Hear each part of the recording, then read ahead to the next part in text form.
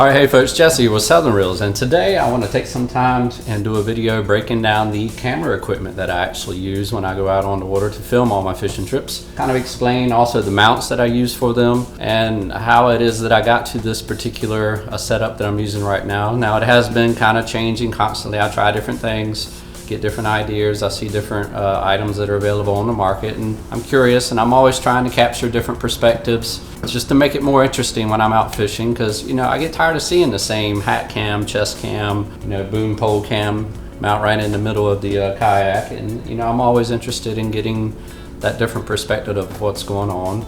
And it can be a challenge. It can really be a challenge out on the water, because you're out on the water, and having camera equipment out there, it can definitely get expensive very quickly if something goes wrong. So anyway, I'm gonna dive right in it, show you guys what I got. All right, here we go, folks. Two main setups that I use almost all the time in all my videos, naturally, is the hat cam. I think everybody's got one of these. Now this is a homemade one that I made basically out of just a hat that fit me very well. And I drilled some holes through the brim of it and took some zip ties, and the shortest GoPro mount that they got, zip tied it to it, as you see, and that's pretty much my hat cam. Now since then, the Action hat has actually come out with a cam very similar to this, except it's kind of mounted up here on this brim area right in here. And the one thing I do like about their setup is it supposedly has some flotation to it, so it'll actually float your camera, so if it falls in the water, where I'm not sure if this one will, probably not, but still, this is one of the mounts that I use, and we'll get to all of this other stuff here in a second. And the other mount that I use is this little swivel pole right here. This is a Camera Boom 600 from Railblazer. I got it mounted into like a starport mount down here that mounts right into the accessory groove on my 2019 Outback here. And I like this pole because it swivels for one, which offers you a constantly changing perspective when you're out on the water. And it's also easily adjustable, so you can change the height of it like so. You can also tilt the camera in directions like this. You can tilt the camera forward and backwards. You can also adjust the angle right here as well, like so, to where you can get all kinds of different perspectives with this camera setup right here. And I really like it. I always keep it leashed, because these little starport things, they're notorious for coming unlocked when you're not paying attention.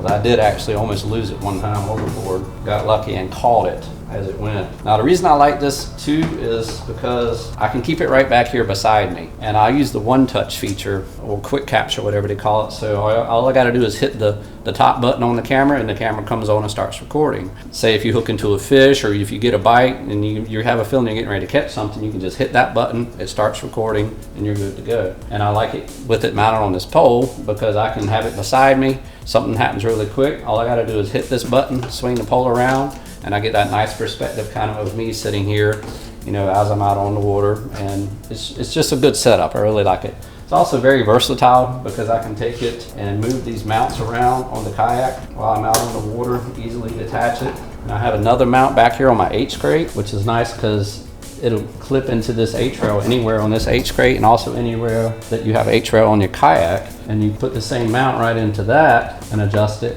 and shoot it forward, and it gives you a really neat over the shoulder perspective.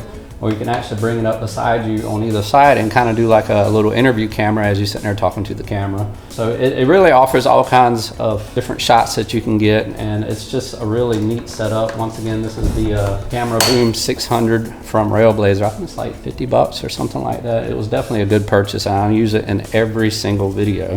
All right, of course, we have the little pole that mounts up into the sail mount. This is used to death by most guys out in fishing videos. This is perspective. I very rarely use this because you see it so much, and I just get tired of putting out videos that look like everybody else's stuff. One time that I do use this a lot is if I'm fishing somewhere when I'm trying to actually hide where I'm at the best that I can, and then I can actually alternate footage from my hat cam that I have on sitting where I'm looking, and this one back and forth as my kayak turns or as you're fighting fish, when you want to clip something out of the background. So what I'll do is I'll run both cameras at the same time when I'm on like a big redfish or something like that, and alternate camera views depending on which way I'm facing when I want to cut out landmarks in the background. So that's really about the only time that I run this one here, is when I'm in that situation. One other accessory that I use, I actually would have used it more if I hadn't have forgotten left this at my friend's house down in Swansboro this summer. I just got it back. It's this little extender pole, which basically works along with this mount right here, and it gives me the option to basically pop this out this little knuckle, and I can extend it even farther. Basically add another like 16 inches to the perspective that this camera has to get it farther away from me. Just got it back, so definitely I will be using this some in my upcoming videos. All right, that's pretty much it as far as mounts. Now let's get into the nitty-gritty about the cameras. All right, as far as the cameras, I run GoPro 4 Blacks. Now, I know there are other cameras out there, the GoPro 5, 6, and even the 7 out, the GoPro Session series. I've tried some of these cameras, specifically a GoPro 5. I have one right here that I bought. I was very excited to get it because the waterproof and all that stuff, but I found out it had some drawbacks. One, they switched the USB input on the side of the camera over to Type-C, where on all of these other GoPros, the input is just a regular micro USB or mini USB. And the reason that's important is because I'm a stickler about audio. I want good, clean audio, and I hate wind noise. I despise wind noise, and it's very easy to get out on the water, and it's something I battled a lot in my early videos. I was trying to figure out ways around it, and initially I started running the GoPro 4 that I had at the time out of a case on my boom arm, basically so I could plug an external mic in. And by external mic, I mean there's all types of variation. This is a little lapel mic that you can get from Amazon. It's like 15 bucks, and the GoPro 4 Black is nice because you can just plug this right into the USB port on the side of it and take this and put one of these little wind socks on it like that, and you get superb audio out on the water, especially when you're up close talking to it. Miles better than what the GoPro offers out of the case without a mic, and especially with the GoPro in a case. It sounds like you're inside of a shell. I have tried other more expensive mics as well. This is a Rode Videomicro Pro, giant windsock on it.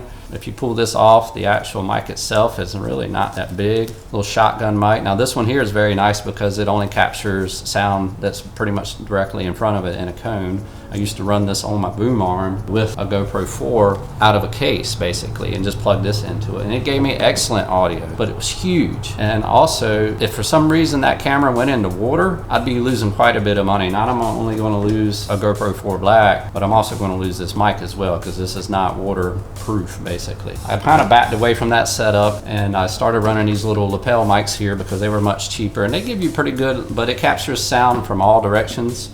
So it can get a little bit noisy when you're out on the water. And that's why I like the 4s basically, is because it's so easy to plug a mic right into it and get really good audio.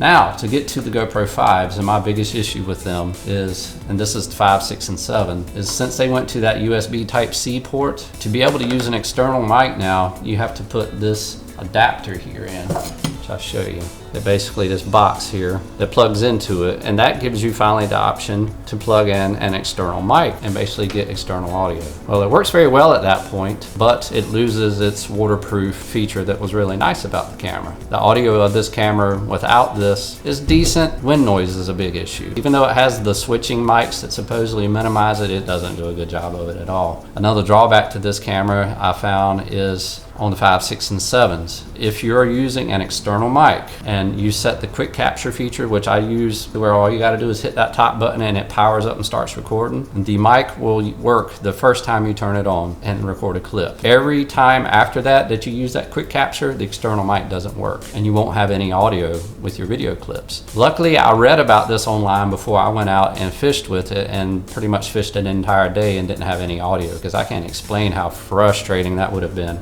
And I tested it and sure enough it does it, and there is no fix for it. It's just the way it is on these particular cameras. The only way that the quick capture will work is if you're using a powered mic.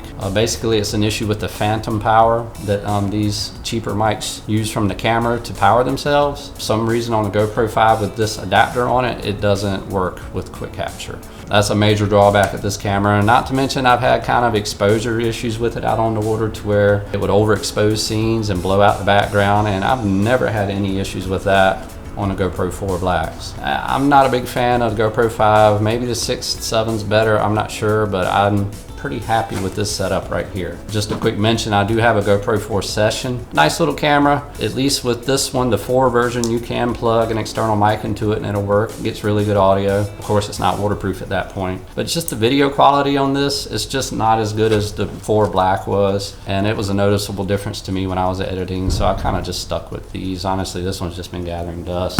All right, now you're probably wondering what this big thing is here on this. And I have found a solution for good audio on the GoPro 4 Black specifically. And it comes from a company called Sennheiser, which is a very reputable microphone company. And what they came up with a couple years ago, I didn't realize this, is this little removable backpack here that clips onto your stock GoPro case. All right.